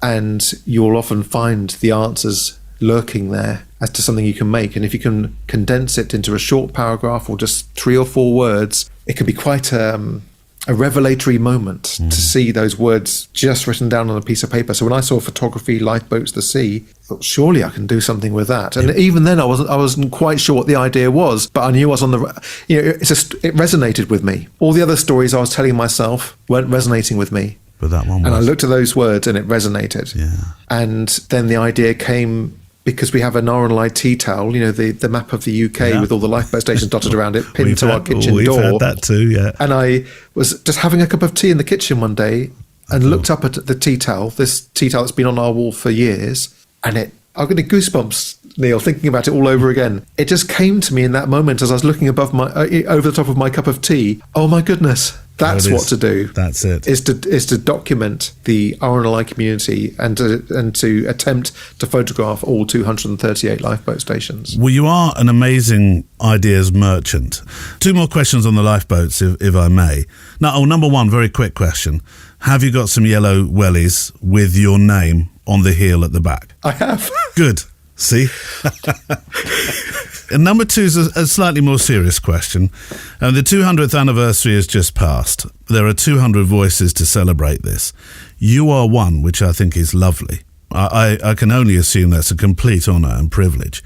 But the project is not going to get to the 238th station, is it? No. So there's a few questions really wrapped up in one there. Your voice and the end of the project and why. So when the RNLI got in touch with me to say that they'd like me to be one of their 200 voices on their 200 Voices podcast as an audio archive of the people who they feel have helped to make their history, as you correctly say, an extraordinary privilege. And we had a wonderful long discussion. But to see my name there among all those other people, which includes past chief executives, chairmen, lifeboat crew. Even now I'm speechless. I do feel privileged to be part of the fabric, as it were, that they see my project and my approach to making the project as being a part of forming their 200-year history. And it's a long way from that original no, of course. No, thank you. Yes, in 2012, yes. And we laugh about that even now, because the person who rejected me is still at the RNLI. And beneath all that, or it depends which way you frame it, or a skin over all of this, is we can't shy away from the times that we're in. And creatively, what do I mean by creatively? I mean, when it comes to trying to earn a living through our creative ideas at the moment, to me at least, it feels harder than ever. And when I speak to my contemporaries, it feels like there's not a person who's finding it straightforward at the moment. No. I had to face up to the facts of the matter that from that day on the 16th of March, when our lives changed, when social restrictions came into place, and we thought we were going to review the situation 6 weeks later at the end of April, the lifeboat stations ended up being closed for 2 full years. And I think it's amazing what people forget, because I've never really recovered from those lifeboat stations being closed for so long. Picture the scene, up until 2019, that was then the 5th year of the project of me doing, this is my full-time life. Everything thrown into making this work. And by the time I got to 2019, I was really in full flow. I'd really got to grips with the process. You'd hope so by that stage. Yeah. And the connections I was making were extraordinary. I was so proud of the work I was making, the photographs. It felt like nearly every time the photographs were a winner. It's almost like I got to a stage where I couldn't, I'll say the words and then we can backtrack from it, but I couldn't fail. That was the sensation I was having. I'd found this winning formula that was just striking chords left, right and centre with the people I was meeting, with my own creative juices. Everything was just working beautifully. And then, bam, the shutters came down. So that needed a lot of emotional surmounting as well. And then trying to think through that time of how do I keep going? How do I keep going financially? And I came up with all kinds of ideas that included making large posters of my work, outdoor exhibitions, I got my scaffolding ticket so that I could work in public spaces with scaffolding towers to make these 8x4 meter giant posters of my work. I remember seeing them, yeah. And, that was fantastic in its own way as well. And then the stations were reopened in 2022 and it felt a bit of a mixed bag, to be honest, because on one hand it was great news. My patrons who stuck by me all that time, wow, great news, off you go. It's like, right, okay, but I still don't feel that great financially, and now I need to buy silver nitrate and collodion. The silver nitrate had nearly doubled in price during that time, and it all just felt daunting in a completely different way. Anyway, I went out on the coast. I was on the coast for nearly a month, from March 22 until April 2022. And I visited 8 lifeboat stations.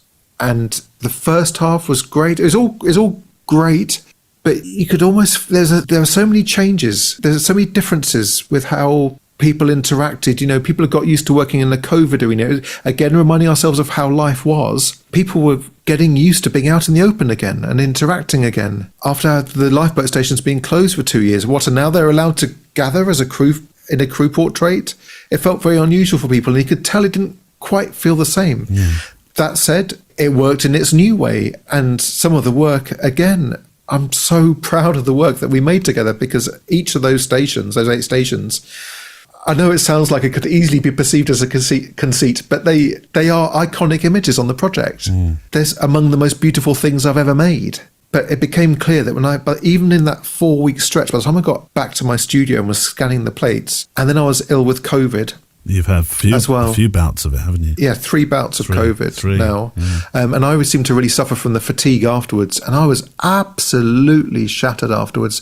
And it took me longer to scan the plates and get them on the website than it did to make them. It took me about 6 weeks to scan the plates. Wow. Because I was just out of energy. Sometimes I'd scan a handful of plates and have to come back home and lie on the sofa because I was just absolutely exhausted. And that lasted for months and months. As I almost want to say often, it's not often, but as can happen.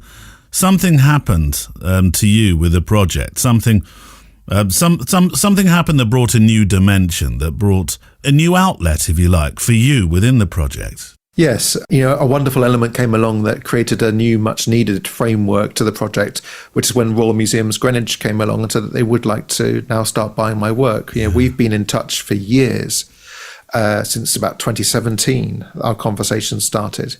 So when the emails just started landing in that they wanted to buy this number of images, and then this number of images, and then this number of images, grew in total to 81 prints from the Lifeboat Station project. And then they told me they wanted to put on an exhibition of them. That was at the Maritime Museum, wasn't it? Yes, yeah. So Royal Museums Greenwich bought the prints for the National Maritime Museum collection. Yeah.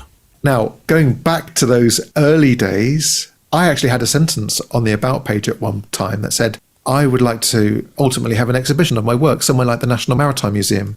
And as I progressed with the project, I felt that, well, maybe that's a bit cocky.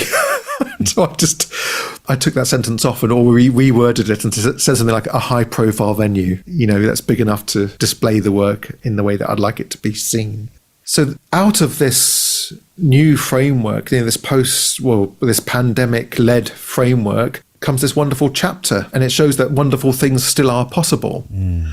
And that exhibition has just closed weekend before last. So that's occupied about 2 years of my life in some way, shape or form, So I've had lots of direction that's been led by that.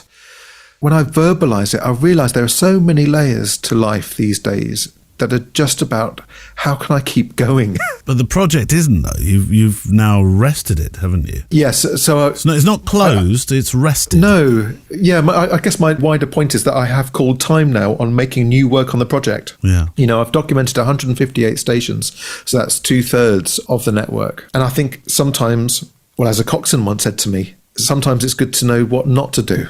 Sometimes that's when the best decisions are made, or when you decide what not to do. And quitting can be seen as such a taboo topic in our society, going back to notions of the future and being a cog in the machine. If you quit, you're a quitter and you're failing. I got to the point where I thought, I cannot do this anymore. Income is diminished, costs have spiraled. I cannot place myself in further financial jeopardy. And a common question that people ask me, and people who are listening might well have this ringing in their ears as well from their circles of life and working life. People would say to me, well, how much do you need? How much do you need to get back on the coast? So, okay, well, let's dream up a figure of a few £1,000s to cover costs alone, just to go on one trip. In this current economy, am I sure that I can, when I go on the coast, I can not only recoup those costs, which these days feels like a lot of money, and make a living to pay my domestic costs and my studio costs and all these other things that are ongoing? And the blunt answer is no. So it felt like the sensible, correct thing to do. Again, going back to stories that resonate and decisions that resonate, my heart was telling me, look, maybe you've done enough now, because anything beyond this is jeopardy. Yeah. But what I have achieved is still incredible. Oh, it is absolutely breathtaking work. I haven't got it here. Oh, I've got the wrong set of keys. on my car keys, I still have the Lifeboat Station project leather key fob. Yes. It's a bit damaged now because it was run over in a workshop. But I believe it gives it character. Absolutely. The photographs that people keep sending me even now of the key fobs that have been through various traumas of their own. They're part of a club. Then I didn't ask you in closing. I didn't ask you a question last time we spoke because it was so long ago. There's a question that I ask now at the end of interviews, and I know this is one made for you, and it's simply, what is your why? Which is perhaps not so simple to answer. Well, actually, I do know what my why is, but it's maybe not what people might think. When you ask that question, do you mean like, what is your raison d'etre? It could be, for most people, it's a creative why, and often comes back to being linked to photography. I try not to say what's your photographic why, because I don't think everything has to revolve around that. No, but this kind of answers it, though. My answer kind of answers that bit of it as well, I think. As is my way, I'm going to take the slightly long way around answering this. Please and do. I can almost feel your eyes rolling. Like, No, not at all. No. What I like is during our conversation, it's gone from being light to dark outside. It's what I call my youthful experience of going to the cinema with mum and dad. Going in the light, coming out in the dark. Exactly. Right. Are you ready, Neil? I am. Because I find this quite moving. I find this question moving. What is my why? I think as little as 6 months ago, I'd have given you a very different answer, because I think I'd have been given a very conventional answer. I would have a way that I also think of this question is, what do you stand for? Somebody asked me that once on my journey. She said to me, I'm going to ask you a question, Jack, that many people are floored by. And I thought, again, because I was full of confidence, and I was like, oh, go on then, hit me. She said, what do you stand for?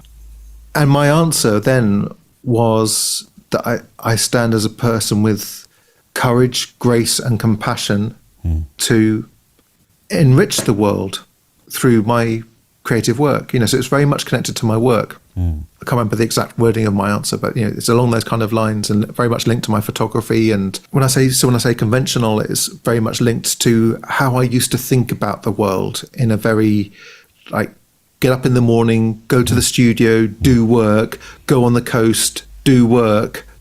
But I've been doing a lot more philosophical reading and thinking lately, and trying to understand life through a different lens. Perhaps in the past I might have come up with a different idea to keep moving forward, but as we've just ascertained, my latest idea doesn't involve money at all, which is a photo for you. And I'm very at peace with that. I love it more because money isn't involved. It feels like it rails against the system. It's counterculture, and it's quite a piece of activism in a way. And I feel like in my life I've always been aware of people trying to find the meaning of life, which to me is a similar question, unless I'm misreading it. No, I think you're right. To what is your why? Yes. And quite recently, I realised that I felt like I'd landed upon the meaning of life, to a point where I found myself in really quite blissful states that I can't explain, other than I felt like I'd unpackaged the stories from my life that don't resonate. If that sounds a bit too obscure, what I mean by that is the story of capitalism doesn't resonate. The story of neoliberalism doesn't resonate. The story of go to school, get good grades, get a job for life doesn't resonate. And then what I'm left with actually is more of the core of me. But then when you go a step further and start, again, to use that phrase, winding your neck in and releasing the self and the ego and these strong notions that photographers often have, which is your name up in lights. You want to be someone, you want to be that famous photographer.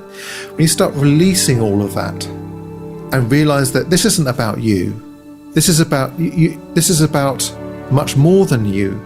You're part of a mesh here, in the same way that when you look at a patch of soil and you see the critters and the soil itself, you don't see individuals, you see a mesh of life.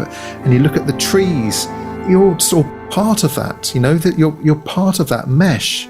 The ego that we've developed particularly in industrial civilization, has become a very misused tool, if you like.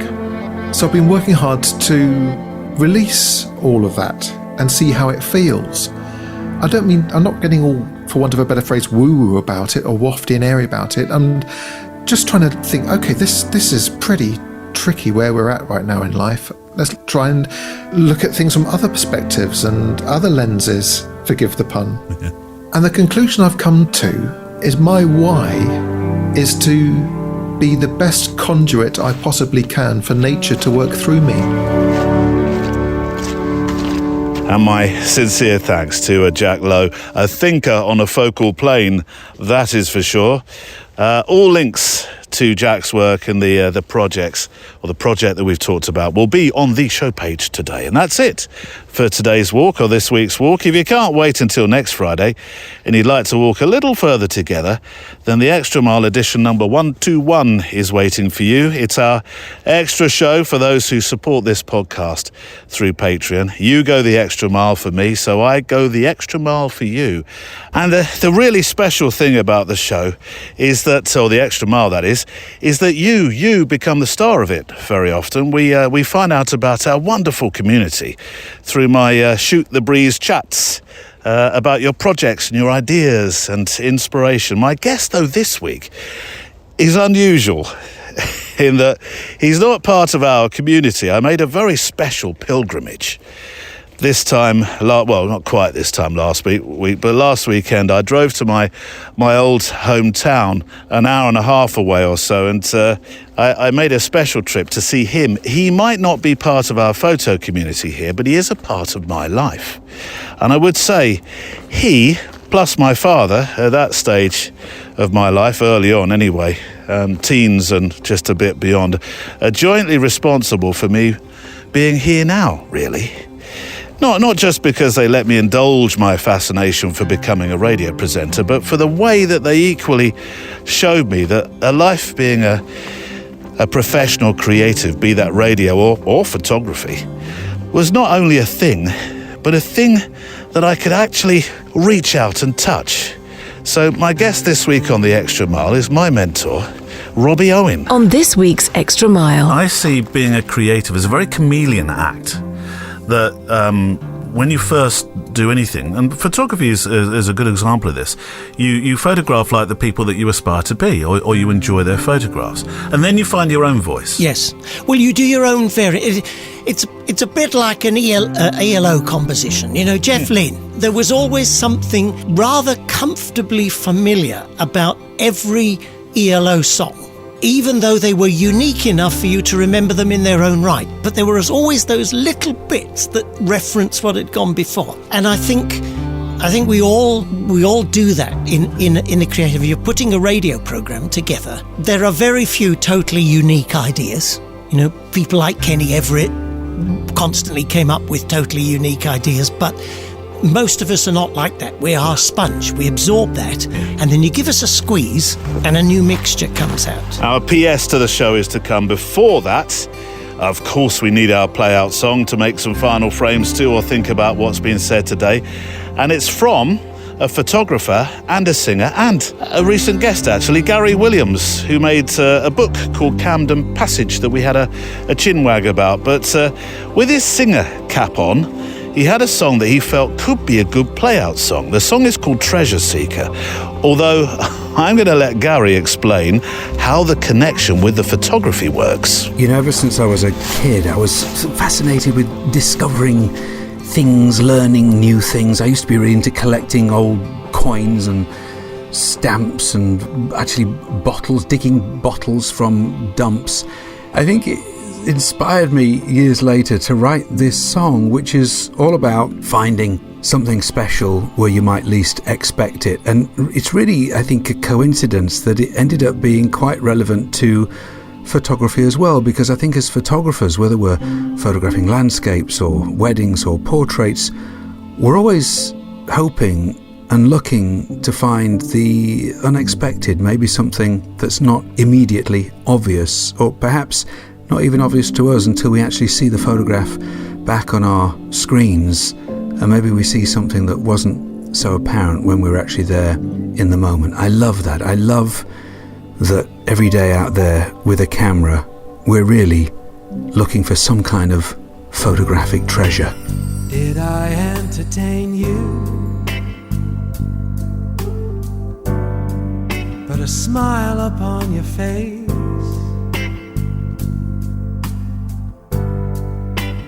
All I've ever wanted is to fill the empty space. I've been a treasure seeker ever since I was a kid. I sing my songs to help you love. Please tell me that they did. Tell me that they did. First time that I saw you, I knew that I'd found love. My searching days were over. The past was not enough. I'm a lucky treasure seeker. Watch me sail across the sea with a million melodies to make you smile, and a song to set you free, my song to set you free.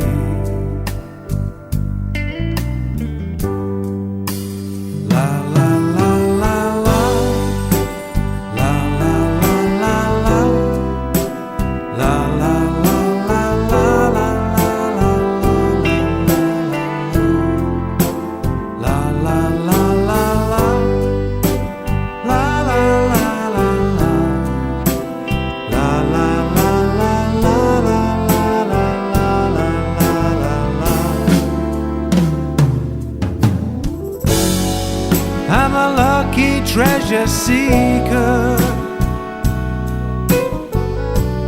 watch me sail across the sea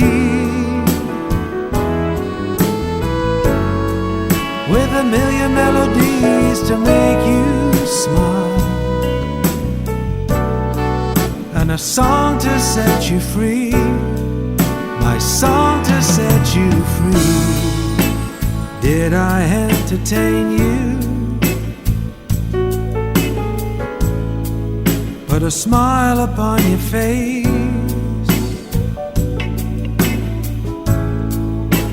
All I've ever wanted is to fill the empty space. Fill the empty space. La la la la la. La la la la la.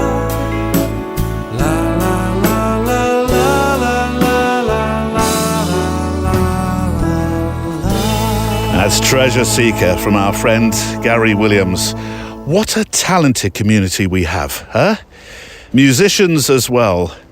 So thank you, Gary, for allowing us to play your song on this show. Just a few closing words before the PS. My sincere thanks to you. If you are or you're about to become an extra miler, we'll keep building this wonderful community of kindness in the photographic and walking world together. My thanks to Neil Ford, who admirably looks after IT, Andrea Gilpin, who does the same across Instagram, and Kelly Mitchell, who looks after our Facebook members. Write a postscript for the show. Well, I'd like to make, before I do that, let me make another photograph. We got a bit of a thaw on. I've only been walking a couple of hours, and there's a definite sense of, well, in the sunshine, which is it's quite nice in the sunshine. Although we are, I think, at -1. Next week, somebody said -22, and I thought that can't be right.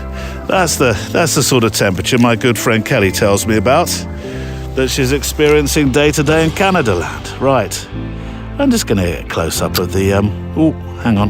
A close up of of the bush here. Some thistles in there. Is that thistle? No, f4. 750 shutter speed, 160 ISO. Close up as the snow clings to the plants here. Where have you gone, pups? Where's he gone? Barnes, where have you gone? Oh, there you are.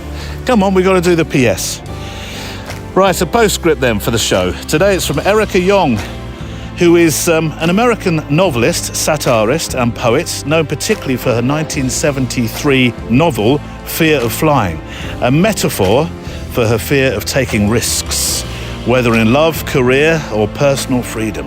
And I think it fits well, really, with the theme discussed by Jack Lowe today and his amazing project, which, like an unfinished symphony, is extraordinary for what it is and became. So, to quote Erica, if you don't risk anything, you risk even more.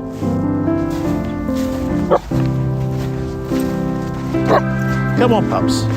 What are you doing? You're covered in snow. Aren't you? Covered in snow. The Photo Walk is a Loading Zone production.